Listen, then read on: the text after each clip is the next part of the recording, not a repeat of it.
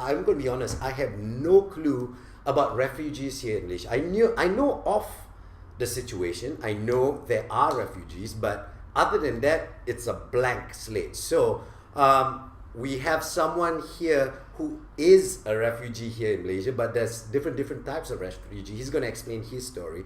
Please, everyone, please put your hands together for Wana. Come on in. Wana, come. Thank you so much for joining me. Okay, Wana, Sushan specifically told me of this. Yes. You are a Mon refugee, is it? Yes. What's a Mon refugee? Mon is we call MON. Yes, what's MON? That's Spelling for MON. MON, Mon, from one of ethnic from Myanmar.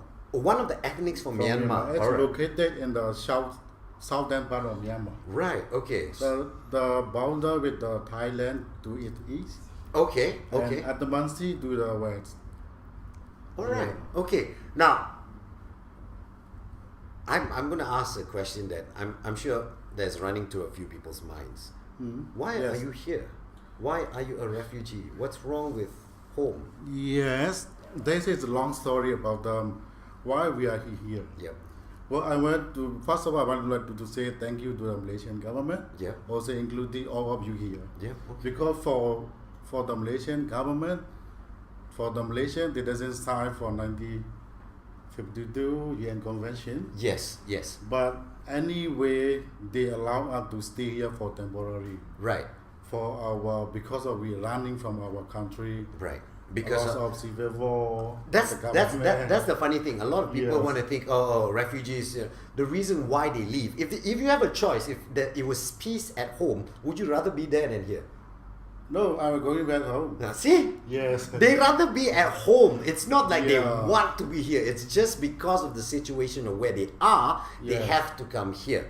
But I want to know this. What are the rights of a refugee here? Can you work? Can you live? How do you survive? Where do you stay? What? Can you help? Because of that is a long story. Right. But I would like to say the Malaysian government is helping us. Yeah. But not the food thing, not the right way. Right. But the Malaysian government, they close their one eye to let us to stay here. Oh, but wow. Sometimes we have to hide. Sometimes the police come in the workplace, we have to run. But furthermore, we show our refugee status. Right. There is. So the police say you cannot work here. You have to go back. Okay, if you're not allowed to work if you're a refugee. Yes. Okay, then how do you survive? Who provides food? Then I said the Malaysian government, they close one eye to let us to stay here, to work to survive. But Malaysia doesn't have anything. Okay, then you're not alone. You have other families and so on and so forth. There's other kinds of refugees and they can't work. So when it comes to families, how's education then? Because most of our Mon people, they work in like 3D jobs. You know what kind of the 3D job? That is dangerous and difficulty. Like most of our people are working the outside of Kuala Lumpur, the southern part of Malaysia, and northern part of Malaysia. Right. Lost Penang. They work in the plantation area. They brought with the children. Also, when the working place for the children, they have no school to go. Also, the Malaysian government not allow the refugee children to attend their schools. Yeah. So I mean, it's. We found our organization and we set up a school for them. Wow. In Malaysia. That's good. That's yes. And who teaches in that schools? Is it volunteers or? Yes, most of them are Malaysian volunteers. Right. We work with the FBO, we call the faith-based organization. Okay. Like Buddhist Society, Buddhist organization. Yes. And the church-based organization. Yes. We work with the Assumption Church as well, and like Gavri Church. Right. Ambang Methodist Church. Right. Some kind of Buddhist Society in Chalam, BJ. Everywhere. I just want to highlight something before anyone tunes off in a way, because there's churches involved or temples involved. Remember, they're not spreading religion, they're helping human beings. So please forget about religion when it comes to helping a human being. Please, we are Malaysians, we see each other as human beings. So, you know what I mean? Don't worry about religion. But that's why I never asked you about religion. I was talking about helping. Okay, how can people help? refugees? Honestly, how I know, like for me, I'm a Malaysian who has zero knowledge about refugees here in Malaysia. But now you're sharing your knowledge. How can Malaysians help people here who are refugees? But we have like the WhatsApp group. Okay. WhatsApp group. WhatsApp group. Okay. Called Mon Refugee Learning Center. Okay. Also, we work with the UNHCR. That's called Livelihood Unit. Yeah. Also, they have. Is there NGOs? Are there NGOs helping you out?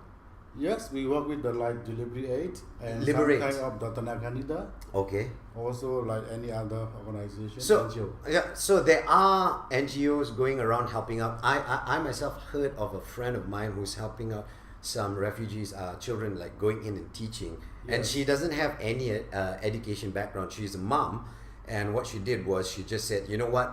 When I send my kids to school, I'm going here to teach. You can spare your time if you have that time to help out. It's great. How else can people? What do you want to highlight about being a refugee here in a? Because being a refugee, I don't want to say being Malaysia. a refugee is, for me, I'm in Malaysia about 16 years already. 16 years. Yeah, since 2001.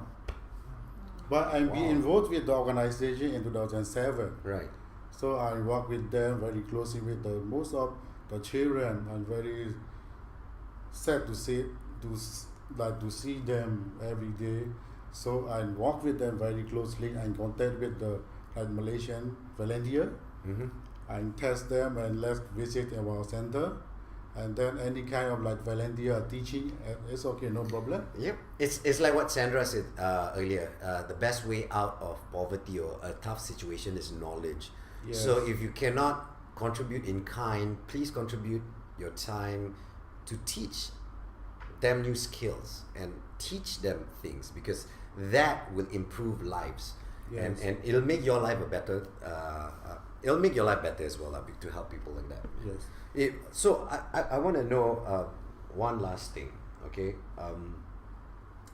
When you say you're a refugee here in Malaysia and you say the Malaysian government closed one eye and allow you to survive, You have to stay here. to stay here and survive, even though you're not supposed to work, but you still find ways to work and all that. Are y'all allowed to live outside? Is it like a segregated area only for refugees, or it's just up to you to find where you can stay and sleep? Yes, up to refugee. But for me, I travel around Malaysia. Right. What I do with that, I met our members who are working far away from Kuala Lumpur, Right. like in the jungle and plantation. I organize some NGO, like who can support like medical assistant. We're doing for mobile I totally clinics. forget about that. Medical medical assistant, dental, dental. even haircuts, Yes, can. hygiene. You can Oh my come God. in our center to like volunteer for haircut with the children. Oh, that's cool. We have a group with our member open the saloon in Yeah. Long Buturia there. Yeah. They came every month Yeah. for them to practice and do volunteer. Alright. As our children. So, I don't know whether you can share this, because I don't want you to get into trouble as well. I want to Yes, know, no problem. is there a way where people can get in touch with you Yes. to organize stuff like the haircut thing? If like a saloon wants to go, hey, I want to come and cut hair, how do people get in touch with you? Is there a way? Please don't give out your phone number. I only use the phone number. With The only phone number, WhatsApp only? WhatsApp only. I'll figure it. Okay, how about this? The email is can.